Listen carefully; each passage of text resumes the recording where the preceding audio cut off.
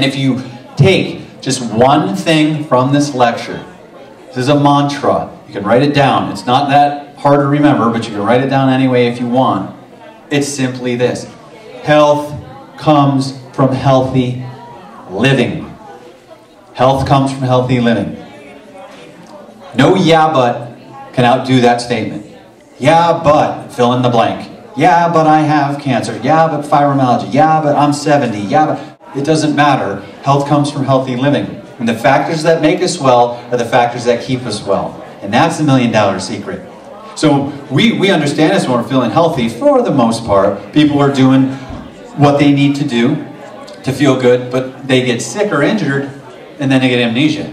Oh God, what do I do now? Like, I don't feel good. The same thing you should be doing all along, which is living as healthily as you can from day to day by the choices that you're making. Health comes from healthy living. If you're sick and injured trying to get well, health comes from healthy living. If you're well trying to remain well, health comes from healthy living. And this is why this matters. This is the one thing that I see in the alternative health field, and even the natural health field at times, and I just think we need a reset in the industry. We need to rethink this stuff. No one's really got a system. Everybody just develops this Holy Grail approach, which means I'm going to chase, oh, there's the answer. Oh, no, there's the answer. Oh, no, here's the answer. And it's always just one thing. Right? And it's just like olive oil, mushroom extract, goji berry, super power.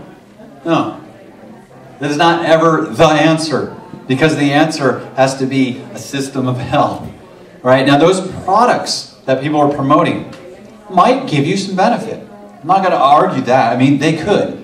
But when people chase the Holy Grail, and I'm always surprised at this, that people will drive miles, you know, to go somewhere to get, like, the answer, right? And then the stuff that's really going to work is sitting right in front of them. They can walk 2 feet, have the answer.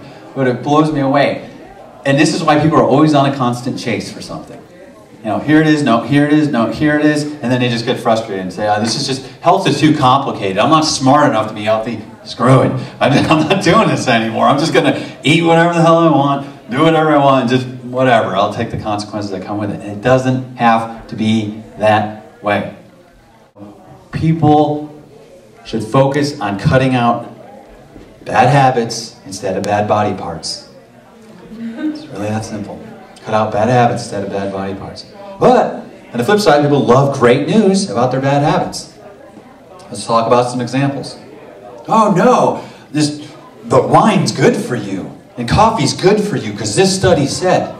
Well, let's just kind of look at that for a minute, because there's a lot of tangents we go off on this, but wine contains grapes. And that has the resveratrol, or the vitamin P, or the bioflavonoids. It's all pretty much the same thing. It's all fancy words for, it contains something that's good for you. Yes, it does. So eat some grapes. Right? Because that's where the benefit is. And I'm always intrigued by the person that will eat a bowl of grapes, and they're like, ooh, this is good, ooh, this is good. And they spit out, oh, what's the matter with that one? Oh, it's all fermented and nasty. Oh, so you didn't like the way that tasted. You didn't want to eat that grape. No. But you'll drink a whole glass of them and tell me it's good for you. I won't eat one fermented grape, but put it in a glass with a fancy label, and now it's healthy for me. Your instincts just told you to spit it out, though. Isn't that interesting? This is something to consider, right? So, coffee, this whole, oh, if you drink, you know, for guys, I guess it's like 6 or 8 cups of coffee, can lower your risk of prostate cancer by 40 or 50%, or maybe 60. I can reduce your risk of prostate cancer by probably 80 or 90%. You don't drink any coffee. You know, just follow the mantra that health comes from healthy living. It's free. It's free. Coffee has so many detriments that don't far outweigh the benefits that could be a whole other lecture. And people can justify it any way they want. But yes, coffee probably does have some antioxidants in it. So what? We have to get over this whole, this is high in this, so therefore I consume it. Well, this has high in magnesium, so I should consume this. Right? Because it's from a foreign land and it's good for me. And I always say to people, all right, tobacco is higher in minerals, probably one of the most highly, laden mineral plants there is. You're going to start eating tobacco salad? No, people smoke instead. But look where that's getting them. And so just because something's high in something doesn't necessarily mean that we should consume it or that it's healthy. All right, we should look at the healthiest sources of these things, not the highest sources, because who always said more is better? And I love that one. Oh, you're wrong, because you eat cooked tomatoes and you get more lycopenes. Really? You want more lycopenes? Eat watermelon. Because there's just more lycopenes in watermelon.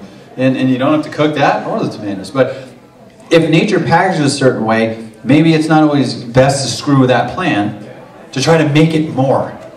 Most of the time, less is better, especially with health. Because if you minimize and simplify things, it'll just make your life easy. And I love to do that. I love to take something complex, especially health, and just simplify it for people.